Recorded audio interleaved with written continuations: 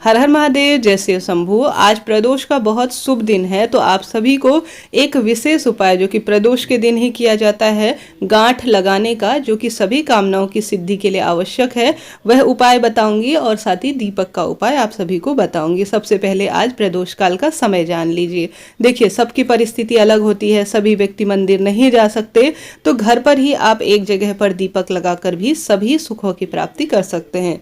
आज प्रदोष काल का समय सर्वोत्तम माना जाता है। गुरुजी कहते हैं, जो व्यक्ति महादेव आज भ्रमण पर निकलते हैं माता पार्वती के साथ प्रदोष काल में, तो आप सभी जब प्रदोष काल में कुछ भी नहीं कर सकते तो हाथ पैर धो लीजिए, कुल्ला इत्यादि कर लीजिए, और शाम का प्रदोष काल का आप समय देख पा रहे हैं 4:55 से समाप्ति होगी 6:25 तक। थोड़ा बहुत 19-20 का अंतर हो, क्योंकि अब सर्दियां थोड़ा कम हो रही हैं, तो इस कारण से यही समय जो है प्रदोष का सर्वोत्तम माना जाता है।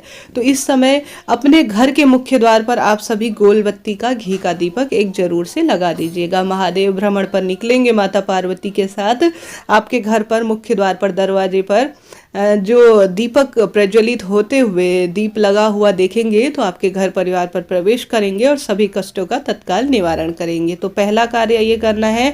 साथ ही गुरुजी कहते हैं, आज के दिन अगर 3 वृक्षों के नीचे जाकर अगर आप दीपदान कर देते हैं, जैसे कि आंवला, शमी वृक्ष और पीपल वृक्ष के नीचे प्रदोष काल में दीपक लगा देते हैं, तो अति उत्तम रहेगा। माता लक्ष्मी को भगवान शिव ने आदेश दिया था कि हे लक्ष्मी मैया, अगर कोई व्यक्ति प्रदोष के दिन इन जगहों पर दीपक प्रज्वलित करने आए, तो आप उनके पीछे पीछे उनके घर चली जाना और उनके कष्टों का निवारण और उनकी धन संबंधी सभी परेशानियों को दूर कर देना। तो ऐसा महादेव ने माता लक्ष्मी को आशीर्वाद दिया था। अगर आप इन 3 जगहों पर जाने में समर्थ हैं, तो आप अति श्रेष्ठ है, लगा सकते हैं। धन संबंधी रोग, कर्ज इत्यादि जो भी परेशानी है, उनसे मुक्ति मिलेगी और मनोकामना भी पूर्ण होगी। अगर प्रदोष काल में आप इन जगहों पर नहीं जा सकते किसी कारण से, तो घर के मुख्य द्वार पर तो सभी को जरूर से एक दीपक लगाना ही चाहिए। ठीक है, यह बात पहली क्लियर हो गई। दूसरी बात, अगर मेरी जानकारी आपके लिए उपयुक्त लग रही हो, थोड़ा सा भी उपयोगी हो, तो चैनल को लाइक, शेयर और सब्सक्राइब जरूर से कर दीजिएगा। तो फिर दूसरा उपाय जानते हैं। दूसरा उपाय है गांठ लगाने का।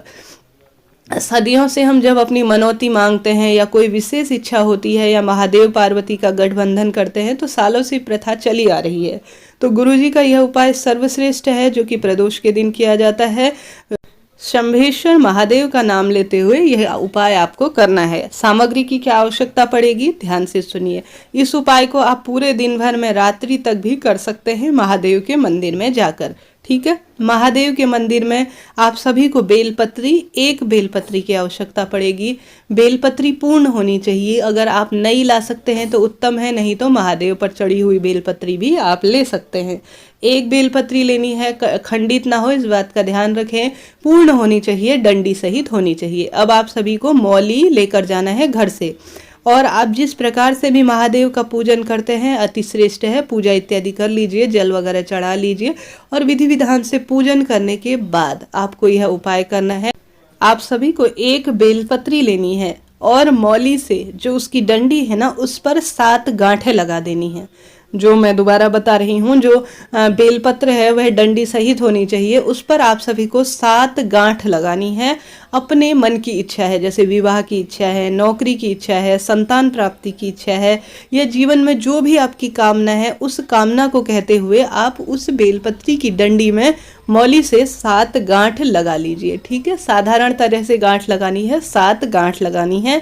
अपने मन की बात कहते हुए या रोग मुक्ति के लिए कहते हुए आप सभी को शंभेश्वर महादेव का नाम लेते हुए यह कार्य करना है। गुरुजी कहते हैं, शंभेश्वर महादेव सभी कामनाओं की सिद्धि करते हैं और तुरंत जो है कष्टों का निवारण करते हैं।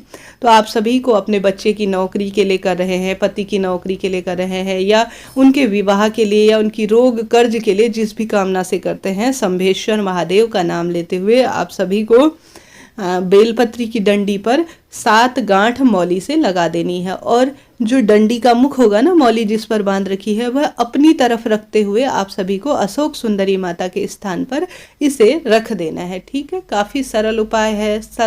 मैंने सरल तरीके से आपको समझाने का प्रयास किया है, 2-2, 3-3 बार कह के। फिर भी आपको कोई मन में सवाल रह गया हो, तत्काल आप पूछ लीजिए। आपका अपना चैनल है मैं जवाब देने का पूरा प्रयास करूंगी। तो इन कार्यों में से 1-2 कार्य भी कर लेते हैं। हालांकि इससे पहले मैंने 2 वीडियो आप सभी को दिए हैं, उनमें से कोई भी उपाय कार्य करते हैं तो आपके सभी कामना सिद्ध होगी और कष्टों का निवारण होगा। जय माता दी। राधे।